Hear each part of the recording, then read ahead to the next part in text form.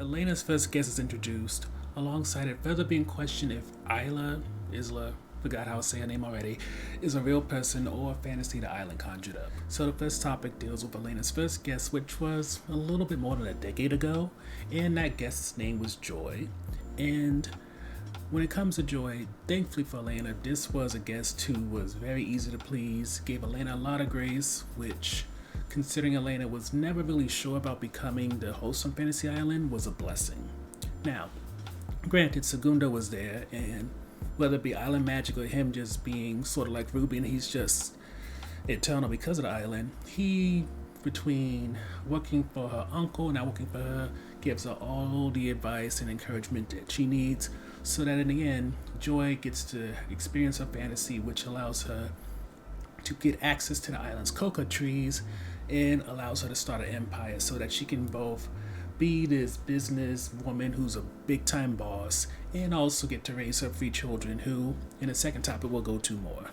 So in the second topic, it's about Joy's kids who come to the island after their mother Joy dies. Unfortunately, despite Joy putting so much into her kids, as well as her empire, the kids don't get along with each other, and when it comes to their mother's empire, they're ready to sell it off. But thankfully for Elena, the kids, who are Frank, Ross, and Bridget, eventually are coerced to learn to get along and even value what their mother has done for them. And with that, Elena is able to fulfill Joy's final wish, which is her kids coming together, and is able to keep this coca tree truffle business thing that she had going with Joy together, which is a little bit confusing, mainly because if you go based off how Ruby can't leave the island because then she'll age and likely die, it does make you wonder how are these coca plants able to leave the island and make this woman a whole bunch of money. Never mind, what is it that the island, never mind Elena, gets in return for that. So the last topic deals with Isla and just the question of, is she real or is it a fantasy? Because at this point, even Ruby's questioning that. For with Isla so skittish about being out in public with Ruby, it gives her pause. And it's not because the idea of being out or something like that or being out with Ruby makes Isla feel ashamed. It just seems like she's very introverted in a way that just doesn't click with Ruby. So we're left to wonder, is Isla something the island came up with?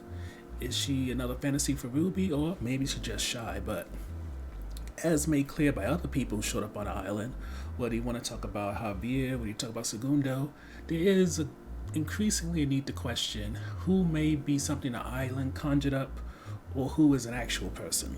So the first highlight for us is just when it comes to the Summer family, which is Joy, Bridget, Frank, and Ross, I feel like after having a week off, it kind of gave a good emotional reset because when those kids finally started to get together and were becoming everything Joy wanted them to be, tears were shed. And it made it so that we once again had notable guest stars in terms of the characters they were playing, rather than them being notable guest stars because we know who the actor is from previous roles they did. The next highlight for us is just a question of, when it comes to Fantasy Island, is a lot of things we see just a never-ending fantasy. Elena, we know, is someone from the real world, the mainland as they will say. We know that Ruby is from the mainland or the real world. But what about everybody else? Javier went to war, and it seems like him and also his daughter, who for some reason is not in this episode, are real people. But what about Isla? What about Segundo? Are they real people, or are they something the island conjured up in order to help Ruby, in order to help Elena?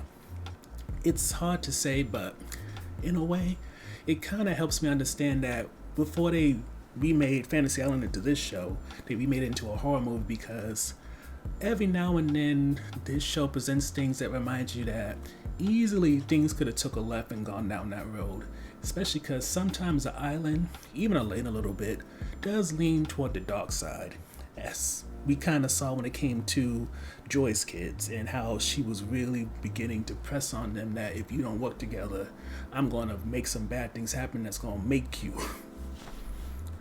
Overall, this episode of Fantasy Island definitely gave us a quality guest star story featuring people who, at least for me, I didn't know who the actors were. And on top of that, as we continue to dive into who is a real person, who's not, when it comes to the characters, it definitely presents some more intrigue in terms of what we may discover, or else what may be revealed to us later on.